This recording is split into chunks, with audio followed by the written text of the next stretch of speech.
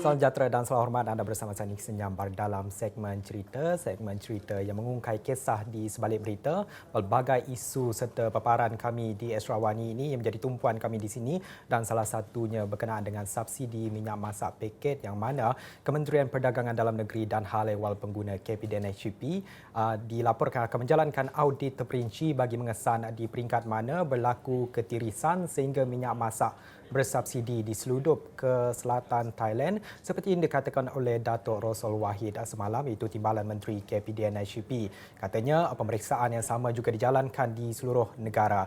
Dan jika semalam kita saksikan penguatkuasaan telah dijalankan di beberapa lokasi, salah satunya di Shah Alam, tumpuan juga diberikan di Kelantan dan juga sempadan Thailand yang mana operasi diketuai oleh pengarah penguatkuasa KPDN-HCP Azman Adam. Dan untuk segmen cerita pada jam ini kita bersama dengan Fandi Muhammad, iaitu Wakil Astro Awani Kelantan, untuk bercerita ataupun berkongsi gambaran situasi di sana, bagaimana kita melihat kepada subsidi minyak ini, permintaan semakin meningkat.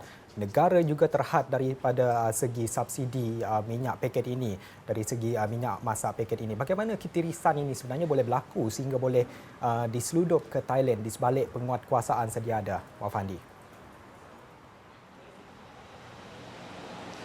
Baik, terima kasih Niki. Seperti yang kita ketahui, Kelantan dan juga Thailand ini hanya dipisahkan oleh sebatang sungai, Sungai Golok, yang bermula dari Jeli sehinggalah ke Tumpat sejauh lebih 126 km.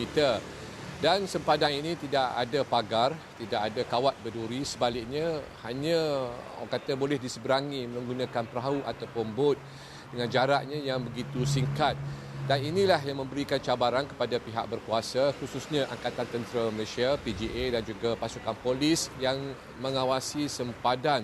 Kerana daripada jumlah ataupun kilometer 126 km itu, dilaporkan lebih 100 pengkalan haram ataupun laluan tikus yang wujud yang menjadi laluan penyeludupan, sama ada membawa masuk ataupun membawa keluar daripada kedua-dua negara ini ataupun kedua-dua sempadan ini. Dan kita ketahui juga soal ketirisan subsidi minyak masak khasnya ini bukanlah suatu perkara yang baru. Sebaliknya ia telah berlarutan sekian lama. Bukan sahaja minyak masak, sebaliknya minyak petrol, gandum dan juga gula antara barangan yang sering kali mendapat permintaan yang tinggi untuk rakyat di negara Thailand. Dan untuk makluman Niki dan juga penonton, minyak masak satu paket dengan berat 1 kilogram yang dijual pada harga RM2.50 di Kelantan ataupun di pasaran dalam negara, di Thailand dijual dengan harga sekitar RM6 ataupun RM7 bagi setiap kilogram.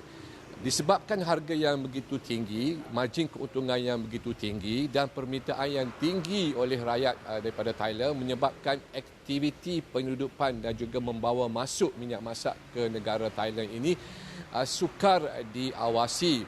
Seperti yang saya katakan tadi, ini bukan suatu perkara yang baru, sebaliknya sudah berlarutan sejak sekian lama. Kita ketahui, Niki, bahawasanya terdapat 22 syarikat pengeluar yang membekalkan minyak di seluruh negara dan terdapat 305 buah syarikat pembukusan repackaging minyak masak ini.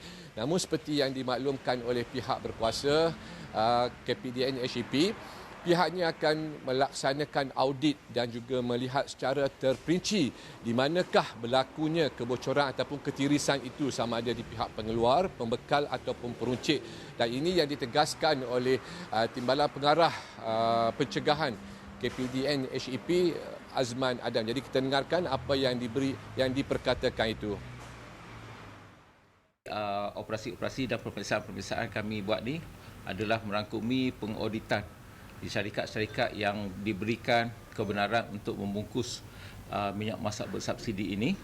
Kami akan membuat audit daripada mana dia dapat bekalan, kepada siapa dia bekalkan dan di manakah potensi berlakunya penyelewengan ini. Jadi pegawai-pegawai penguatkuasa dengan dibantu oleh agensi-agensi penguatkuasaan di seluruh negara seperti polis, termasuk juga Angkatan Tentera, termasuk juga Kastam, Rela, Immigration, Makis dan sebagainya, akan menjalankan fungsi dan peranan masing-masing untuk memastikan tidak berlaku ketirisan dan juga penyelewengan terhadap minyak masak ini.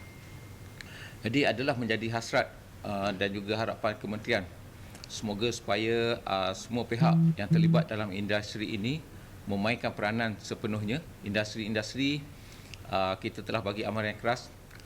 Sekiranya kita dapati berlaku penyalahgunaan ataupun penyelewengan di mana-mana peringkat, kita akan ambil tindakan yang bersesuaian. Sebagai contohnya, kami akan membatalkan lesen, menggantung lesen, membatalkan lesen mereka. Kami juga tidak tergagap untuk menggantung kota mereka dan juga kami akan membuat siasatan di bawah Akta AMLA. Jadi itulah ingatan yang kita bagi kepada semua pihak yang terlibat dalam industri minyak masak bersubsidi ini. Dan kita semua bertanggungjawab untuk memastikan pengguna-pengguna kita dalam negara ini tidak sepatutnya sukar untuk mendapatkan bekalan. Sebab jumlah 60,000 metrik tan adalah satu jumlah yang sangat besar dan sepatutnya mencukupi untuk dinikmati oleh rakyat kita keseluruhannya.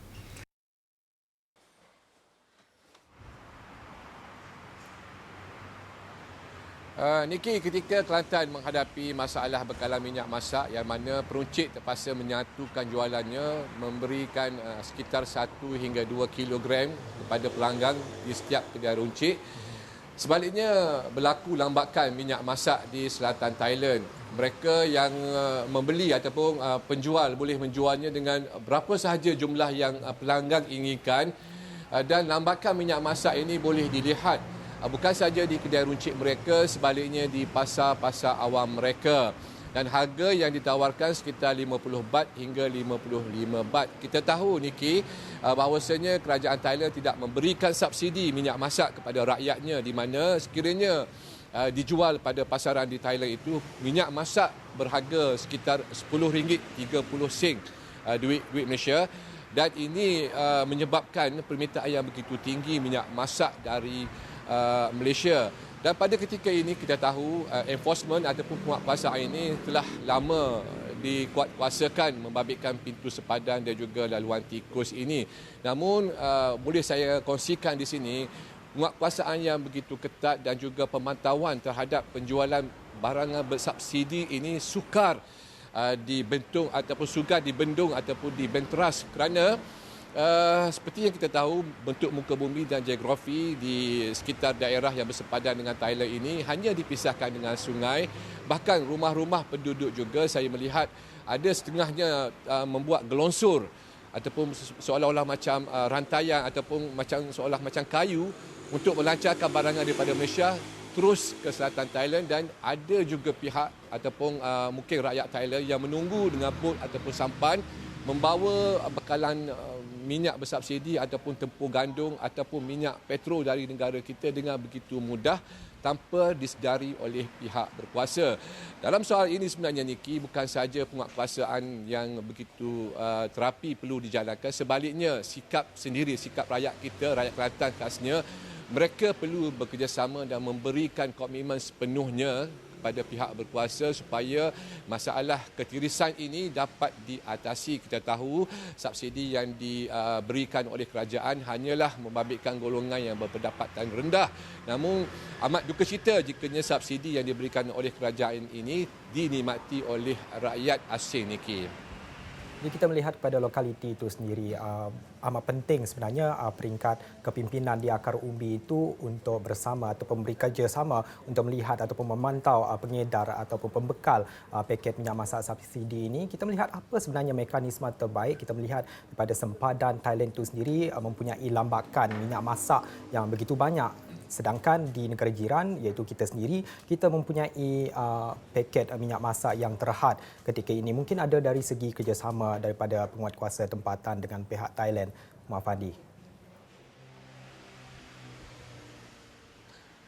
Sebenarnya dalam soal ini, kerjasama yang dijalankan oleh pihak berkuasa antara dua negara rentas benua ini membabitkan penguatkuasaan terhadap barangan larangan seperti dadah, senjata api dan sebagainya. Namun soal barangan bersubsidi ini mungkin tidak diberikan ataupun tidak diberikan tumpuan yang khusus untuk membenterasnya. Begitupun seperti yang saya katakan tadi, amat sukar untuk kita mengawasi sepadan negara membabitkan Kelantan dan juga Thailand ini kerana hanya dipisahkan oleh sebatang sungai. Mungkin ada cadangan untuk membina pagar ataupun tembok merentangi kawasan sempadan ini, namun kita ketahui ianya mungkin membabitkan kos jutaan ataupun mungkin melibatkan kos berbilion ringgit, dan ianya mungkin tidak boleh dilaksanakan dalam jangka masa yang singkat.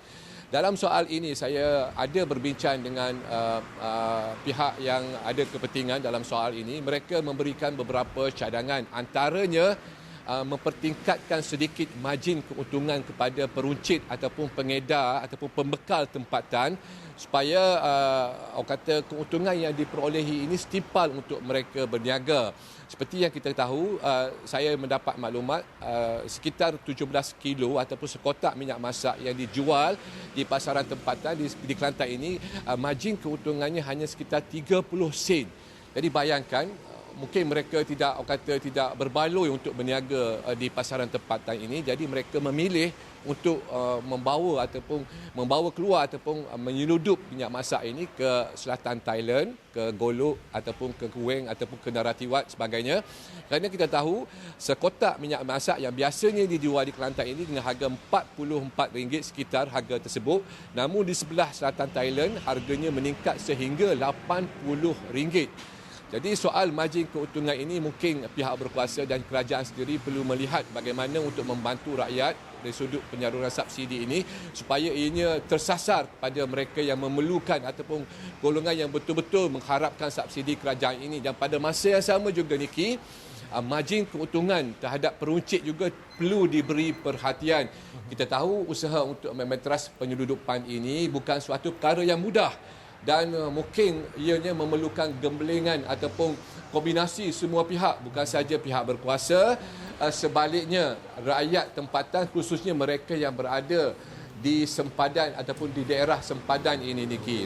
Baik, itu apa yang dikongsikan oleh Muhammad Muhammad, Wakil Esrawani di Kelantan yang mengikuti liputan berkenaan dengan penguatkuasaan berkenaan dengan operasi di sempadan Thailand dan juga Kelantan, melihat bagaimana subsidi paket minyak ini sedang diteliti untuk melihat bagaimana sebenarnya di mana puncanya ketirisan itu berlaku, sama ada antara pengedar ataupun pembekal. Perkara ini masih lagi dalam siasatan pihak KPDNHP, dan sudah pasti seperti apa yang Muhammad katakan tadi, yang perlu diberikan tumpuan adalah berkenaan dengan bagaimana margin di peringkat tempatan ini dapat ditingkatkan supaya ia dapat memberi keseimbangan keperluan yang memberi keutamaan kepada orang tempatan ini sendiri dalam menikmati subsidi minyak masak ini berbanding negara luar.